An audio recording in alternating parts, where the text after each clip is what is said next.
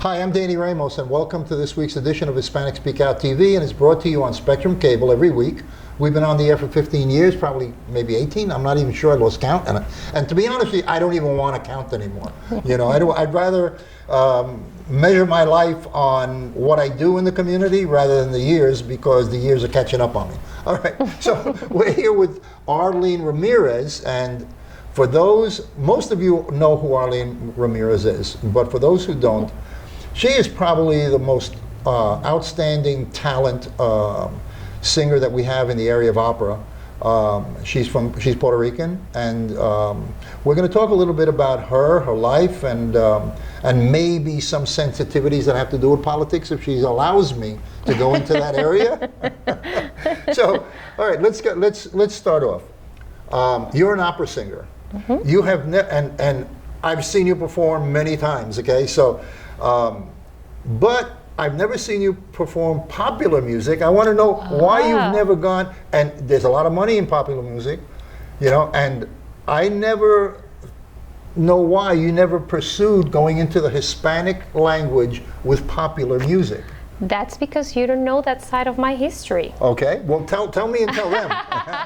First of all, thank you for having me here. Right. But that's because you don't know that part of the history, of my musical history. So I started out as a popular singer. Oh, did you? And just as recently as last year, last year, I just released I'm a songwriter as well. Okay. So I just released a song in the popular genre, and it's popular.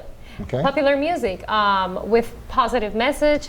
Is it romantic? Is it? No, it's actually it's what you call Christian, and I put that Christian music. But it's popular music. So I started out as a popular singer.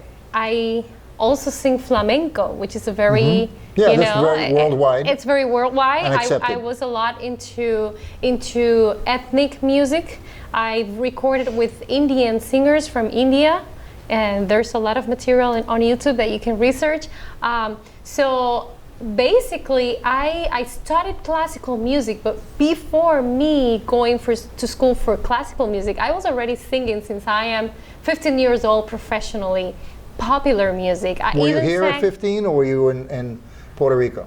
When I was 15, I was in Puerto Rico, and then I went to school in Puerto Rico, to college in San Germán for music, and then after that I moved to Boston to keep on pursuing my undergrad at the Boston Conservatory. But funny thing, while me being at the Boston Conservatory, it is so much like that I did popular music, that I always said that I studied at the Boston Conservatory, but I hanged out at Berkeley.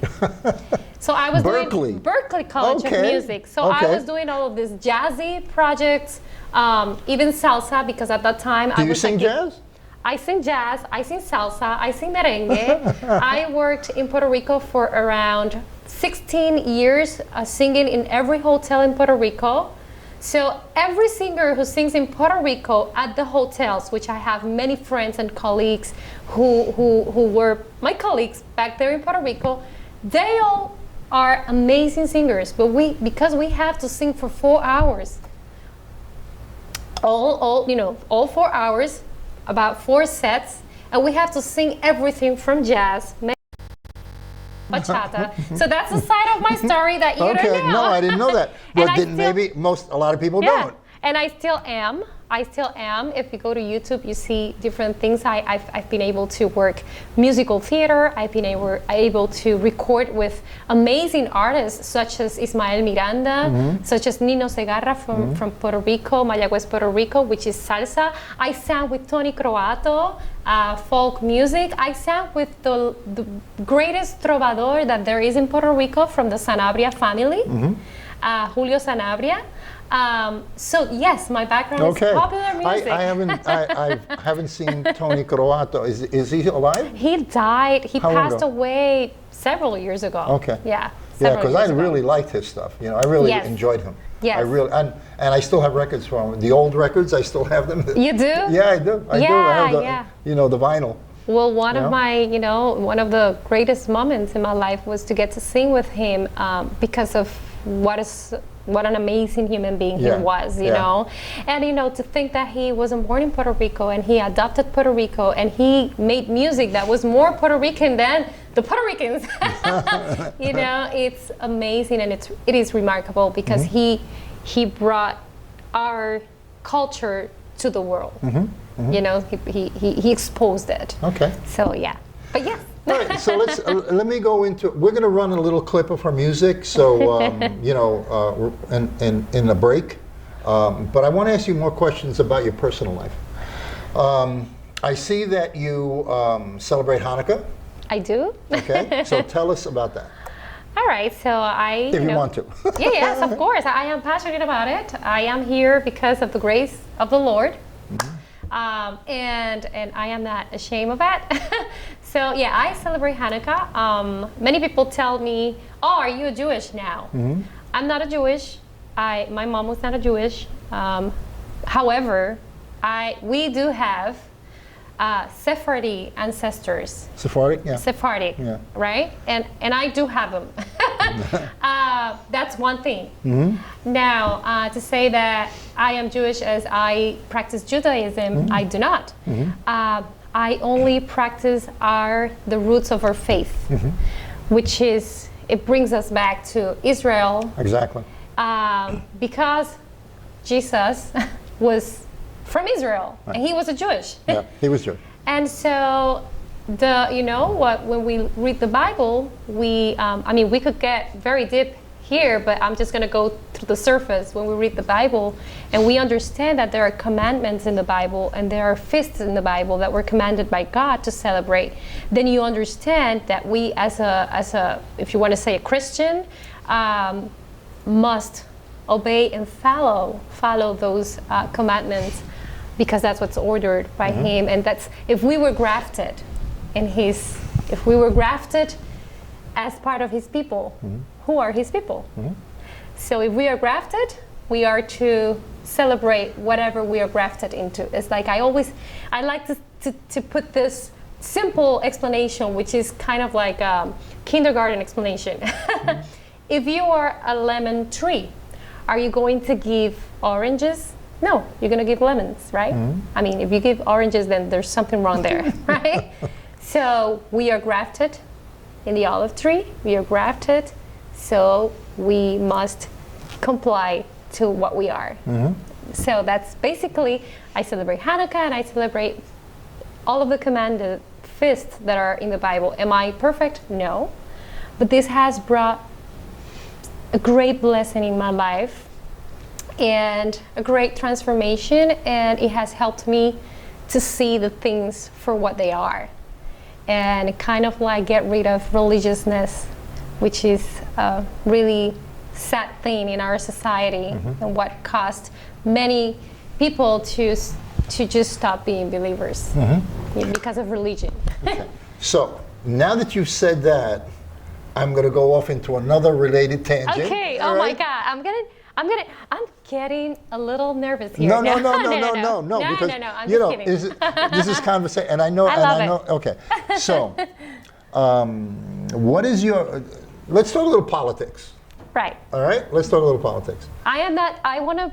Are you active politically anywhere, or you just, or you're in theory? Your theory is. Well, I have theory, but I you're not a political activist. I wanted to make this disclaimer. I am not a politics expert. Okay, but yes. No, I'm not going to ask you questions about being. No, I'm going to ask you about what you feel. No. I can say what I feel, and I am actually interested in it. I'm not actively involved with any.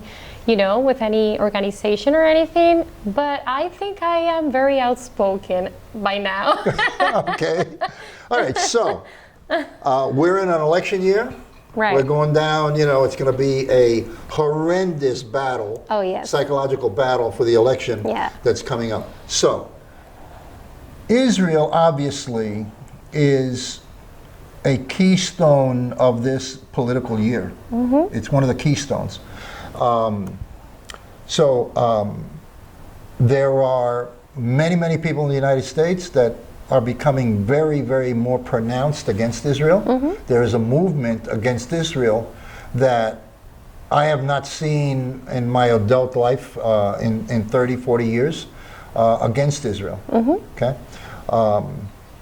And to be very direct, that happened it reached its peak during the Obama administration. Yeah. Okay? Yeah. Obama funded Iran, which is a total enemy and wants to declare the destruction of Israel. Yeah. And he gave Iran hundreds of millions of dollars, not only in bank transfers, but also I think 1.5 billion, or I don't know how much it was, in actual cash, untraceable cash. Which the Iranian people that are against the regime have been suffering ever since then. Yeah. So what is your, all right, so we have, it's now going to be a major political issue here in the United States. Trump moved the U.S. Embassy, okay, to Jerusalem, I believe. He is backing Israel against all of the other countries that want its destruction. So you're a singer, you're a cultural icon in the Hispanic community. How do you feel about the Israeli position? Which side? There's two sides here. You know? Yeah. Okay, so how do you feel about that? Well, I want to say something that it's very interesting, and I think that the Bible says that those who seek, they might find the truth, right? You shall seek and you shall receive. Coming from that standpoint of view, because I'm a believer, I have to put that forward, up front. I believe that people are wanting to see what they see in the surface, right? Especially as Hispanic, especially as a Puerto Rican, because our situation, our political situation, it's even more complicated than any other Hispanic group, I believe, because of our political status, right? And it gets complicated. So it's easier to see a South American being a Republican than a Puerto Rican being a Republican at this point. The way I see it, like I told you, you shall seek and you shall receive. When you start analyzing everything from a historical context, from a common sense context that I had before, I believe that you start seeing the truth for what it is. Now, having said that, me as a Puerto Rican, I cannot lie. I have felt alone as an artist. I have felt like I am kind of like against the current in many of my thoughts. However, my identity before being Puerto Rican is I am a believer. I'm a child of Yahweh, the God of Israel. So my identity does not necessarily define me. My culture does not necessarily define my identity. You know where I am going to? And I love Puerto Rico, and I am known in this community because of my love for Puerto Rico. However, if we go to the foundations of our history in Puerto Rico, now I'm going to tell you something. Did you know that the biggest movement in Puerto Rico towards making Puerto Rico independent from the Inquisition, from the Catholic Church, from the Spanish government? In that group of people, there were important Jewish who lived in Puerto Rico and who were looking forward to Puerto Rico as their second nation because they could not be in Spain. These were Jewish, Sephardic Jewish that were in Puerto Rico, that were aspiring for Puerto Rico to be their second Israel, their second home, and therefore they made alliance with those Puerto Ricans that were tired of the tyranny of the crown. Okay, let's hold it right there. We'll be right back. Thinking used car? Finally, there's a place just for you. Motor Trend Orlando, the all-new used car superstore. All makes, all models, all certified, all at one place. Hundreds of vehicles. Toyota, Honda, Nissan, Ford, Chevy, Lexus. All makes, all models. Prices up to 65% off original MSRP. All Motor Trend certified vehicles. Finally, the name you can trust in used cars. Motor Trend Orlando. Check it out at mtorlando.com or visit our 35,000-foot indoor showroom today. Motor Trend Orlando. Single year because she's in foster care, because her father abused her, and her mother couldn't believe her.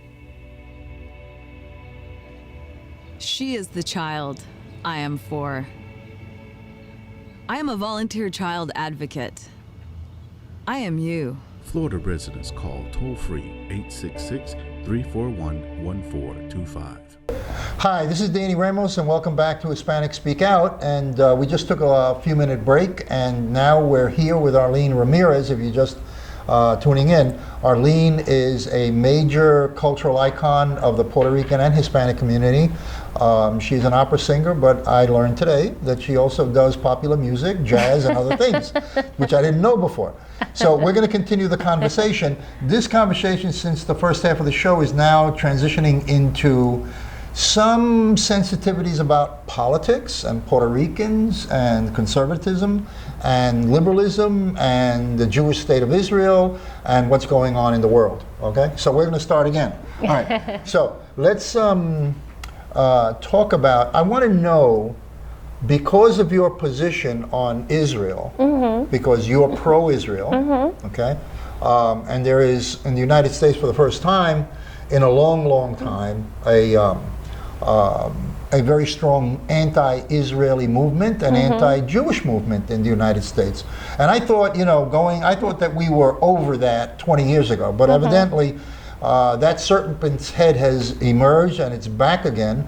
And there are violent situations that are happening across the country against synagogues, and very, very negatively outspoken people are saying down with Israel and supporting very negative Eastern countries for the elimination of Israel and the destruction of Israel. So, back to you. You're an artist.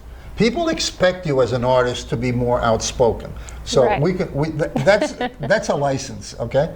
But it has affected your professionalism, even though people say, okay, the arts are open, it's free thought, free thinking, and people in the arts have, a broader scope on things. But you've been hurt by your views. How? Well, even though I am not as outspoken, just because it is my nature, right? I'm more than outspoken. I like to observe and analyze, and that's the way I am. Maybe I don't express directly. For example, for instance, in my social medias, like I have my personal page and I have my artistic page, and I make a separation between both. But of course, I keep my professional page just the same way I am, right? Yeah. So there are certain topics that I am not going to support and that I am not going to give publicity to, right? Even if it's my artistic page. However, the way that people sees you, the way that you portray yourself, it tells people stuff. Of course. Just the way that you dress, the way that you conduct yourself. Many times you don't even have to speak. They just see you, right? Now, in terms of my artistic life, there has been times when, as an artist, you have to take stands. So let's take, for example, Hollywood, right? There's an actress. I am an actress too, so I haven't done a lot of acting lately, but that's one of the things that I did, for many years.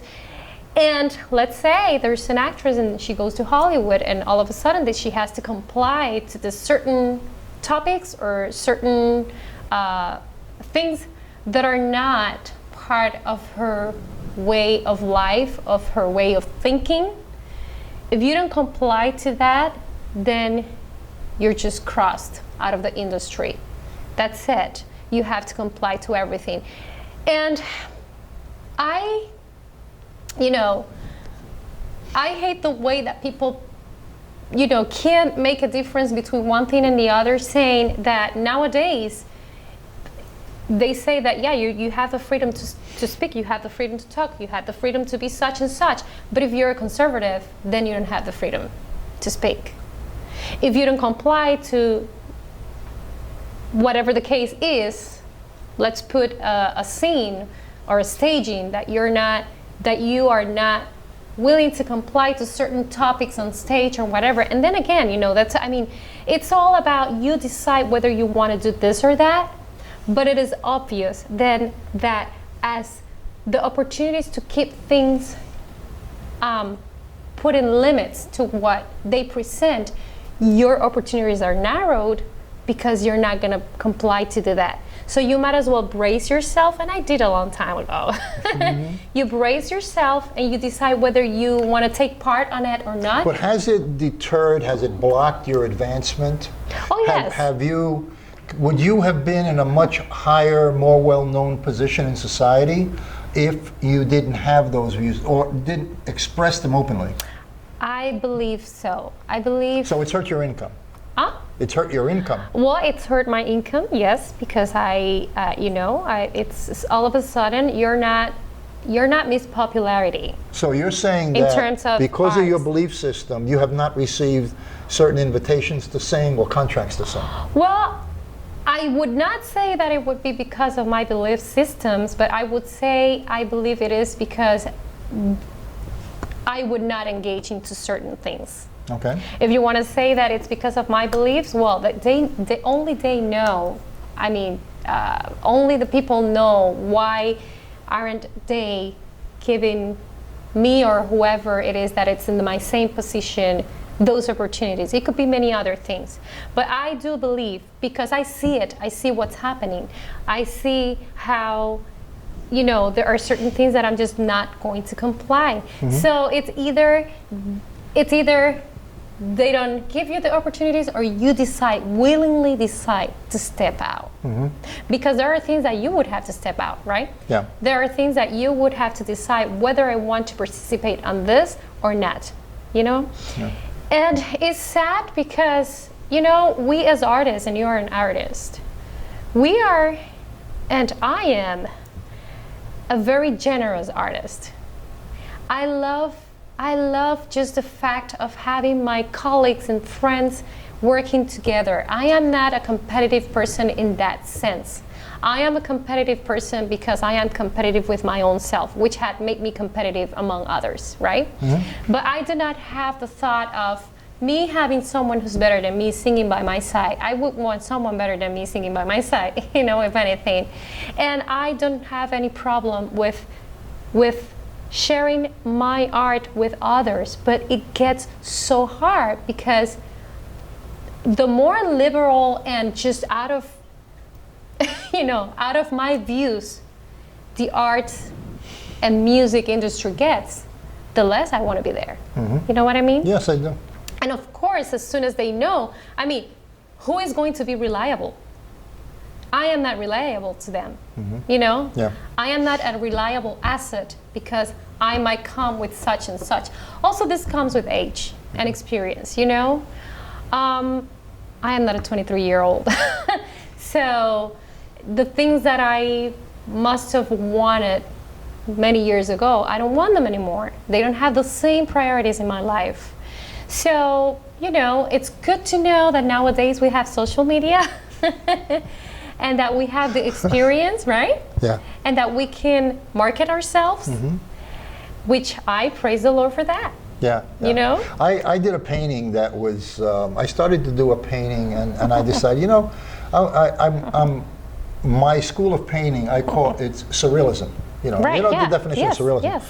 So I got into this kick that I kind of like nobody's ever done, or maybe not, historical surrealism. So what I did was I picked specific occurrences that have happened and I painted them surrealistically, a moment in time of humanity. And so I got to laugh because I got onto this kick of I got the idea, okay, so the impeachment is a major historical thing. I'm going to do a painting on the impeachment, right? Or my psychological interpretation of the impeachment. Right. So I really watched very carefully the entire, I would say 98% or 97% of the impeachment proceedings. And I kept on going, what?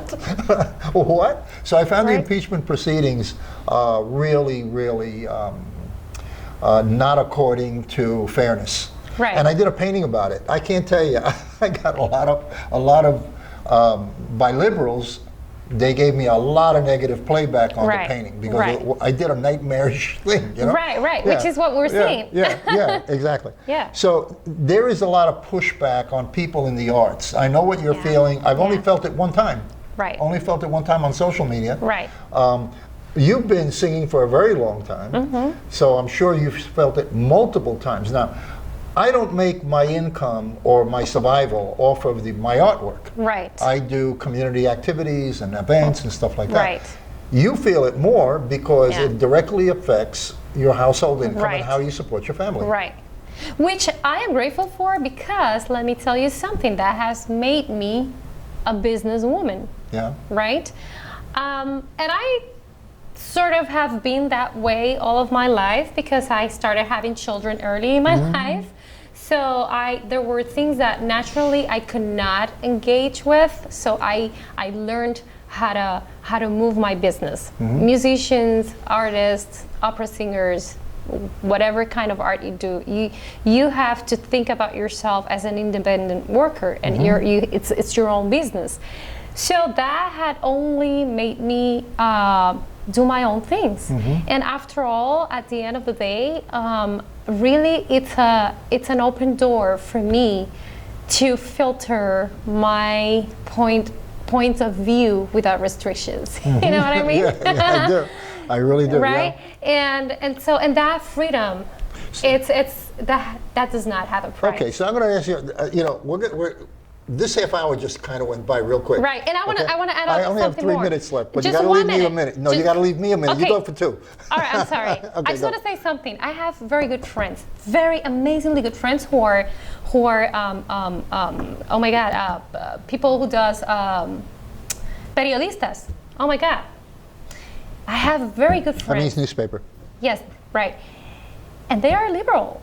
And we can sit down and talk about these things. Yeah.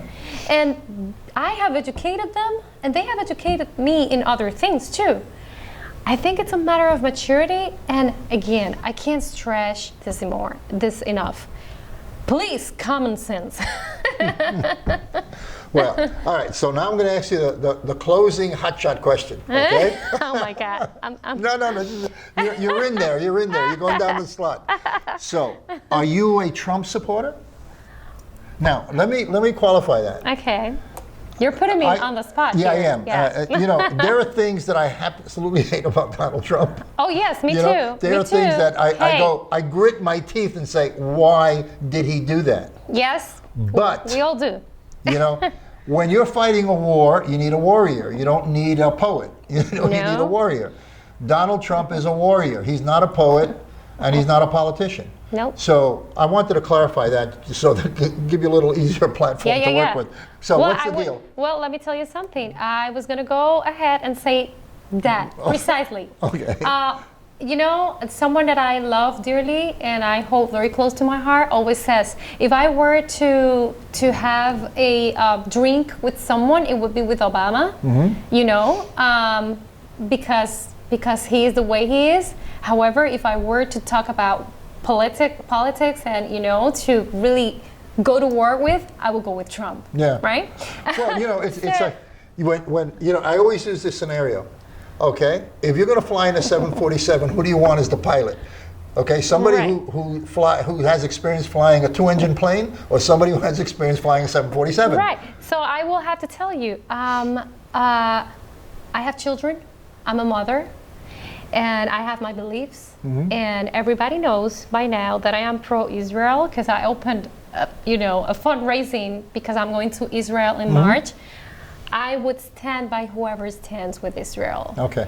And with whomever offers the grace, the grace time period for us to worship the Lord freely. Okay. We're going to close on that one. That was a great closer. This is Danny on Hispanic Speak Out. You've just had a very wonderful insight on Arleen Ramirez, who is a famous icon in the Hispanic community. We're going to see you next week. Thank you. Cut.